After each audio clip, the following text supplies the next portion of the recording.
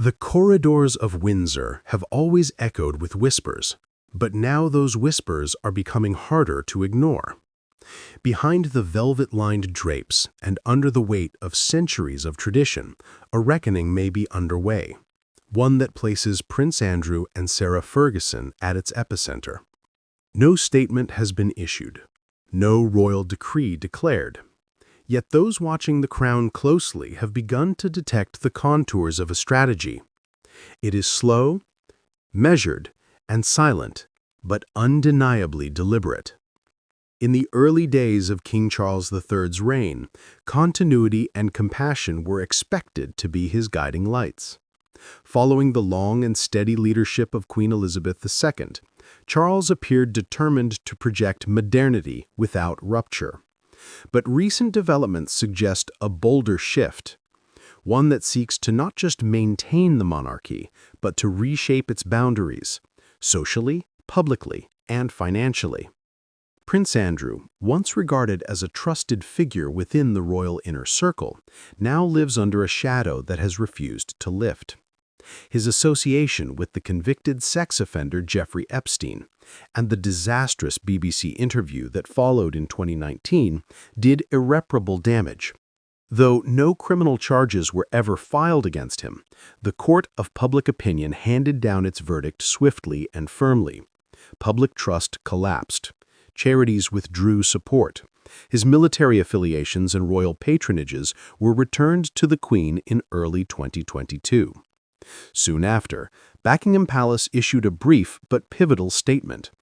Prince Andrew would no longer undertake any public royal duties and would defend his legal case against Virginia Giuffre as a private citizen. In January 2022, he reached an out-of-court settlement in that case, and the monarchy moved to close ranks. But the matter did not end there. Upon his accession, King Charles faced the unenviable task of managing the fallout. According to multiple credible biographies and insider reporting, one of his first actions as monarch was to begin the process of streamlining not just the royal household, but its budgetary commitments. That included Prince Andrew. For decades, Andrew received an allowance from the sovereign grant, estimated at around £250,000 per year, supplemented by a private allowance from the Queen, reportedly totaling close to £1 million. In the post-Elizabeth era, that lifeline has been severed. The King's decision to cut Andrew's financial support signaled more than just economic prudence.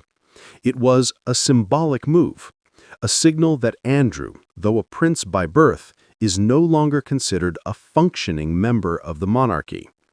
Security arrangements, long a point of contention, were reportedly next. Royal security is typically provided to working royals through the Metropolitan Police. After Andrew stepped back from public duties, questions arose about whether he should continue to receive taxpayer-funded protection.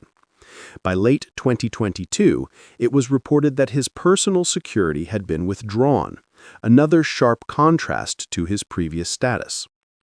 And yet, Andrew remains in Royal Lodge, the sprawling Grade II listed mansion on the Windsor estate. He has lived there for nearly 2 decades, and under the terms of a 75-year lease, holds a strong legal claim to stay. The Crown Estate owns the property, but Andrew is responsible for its upkeep. Though reports have surfaced of tensions over whether he should move to a smaller residence, no formal eviction has occurred. For now, Royal Lodge remains his base, but its status as a symbol of unresolved tension grows with each passing month. At the center of this domestic stalemate is not just Andrew, but also Sarah Ferguson. The Duchess of York has long occupied a peculiar place in royal life. Divorced from Andrew in 1996 after a turbulent marriage and several tabloid scandals, she nonetheless remained closely connected to the family. She continued to live at Royal Lodge even after the divorce. The Queen reportedly retained a soft spot for her former daughter-in-law, and invitations to private family events were occasionally extended. But recent developments may have shifted that delicate balance. In 2024, multiple charities distanced themselves from Ferguson following the resurfacing of her correspondence with Jeffrey Epstein. While these emails, dating back to the early 2010s, did not contain illegal material, their tone and content reignited concerns about judgment and association.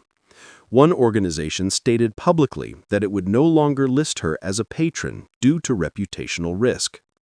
These developments appear to have further complicated her standing with the royal family. Although Ferguson does not hold an official title or conduct royal duties, she has maintained a semi-public role through media appearances, publishing projects, and charity engagements. Her loyalty to Andrew has never wavered, and that unwavering support, public and personal, may now be coming at a cost. While there is no confirmed report that Ferguson has been formally asked to leave Royal Lodge or sever ties, her public standing is palpable. And if King Charles is intent on streamlining the monarchy's image and responsibilities, then even unofficial figures may find themselves sidelined. The question now being asked, quietly but persistently, is whether Andrew and Ferguson are being gently, or perhaps firmly, moved toward the margins. There are no grand gestures, no titles revoked, no statements of exile. But in the world of royalty, absence can speak volumes. The king's approach, sources suggest, is rooted in principle rather than punishment. A monarchy built on public trust cannot afford to be perceived as indifferent to scandal. The preservation of the institution depends not only on who wears the crown, but on who stands beside it. And herein lies the challenge. Andrew and Ferguson remain family. To ostracize them completely would rupture more than just protocol. It could deepen personal wounds, especially in a family still reckoning with decades of internal fracture. Yet allowing them to remain visible, even passively, risks drawing the monarchy back into a narrative it has been trying to escape since 2019.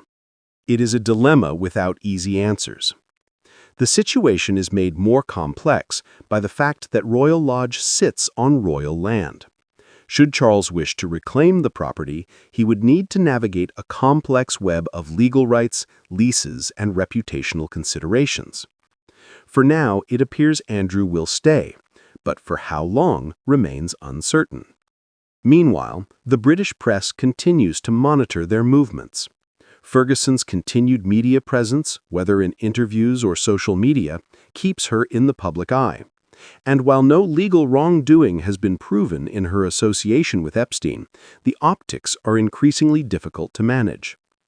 This is the quiet storm of modern monarchy. In the past, the crown operated in shadows, behind closed doors, with little concern for public perception. Today, image is currency, and perception is power. King Charles's challenge is not only to lead, but to clean the slate. That means redrawing the line between private family and public duty. It means defining who belongs to the working monarchy and who does not. In that reshaping, Andrew and Ferguson may find themselves increasingly alone. Not banished, not broken, but irrelevant. What happens next depends on choices not yet made. Will Andrew resist pressure to vacate Royal Lodge? Will Ferguson retreat from public life? Will the king draw a sharper boundary or allow time and distance to do the work of separation? No one within the palace has answered these questions. Perhaps no one yet knows the answer. But the direction is clear. The royal circle is closing, and those left just outside it may soon find that the distance between tradition and transformation is wider than it first appeared.